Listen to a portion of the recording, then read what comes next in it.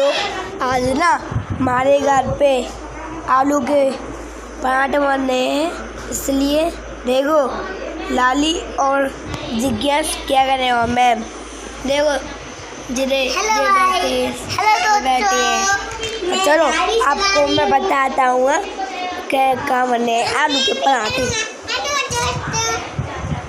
बताओ बताओ बताओ। हेलो दोस्तों, गाड़ी चला रहे। ठीक है, देखो यहाँ पे बने आलू के पराठे भी दिख रहे होंगे।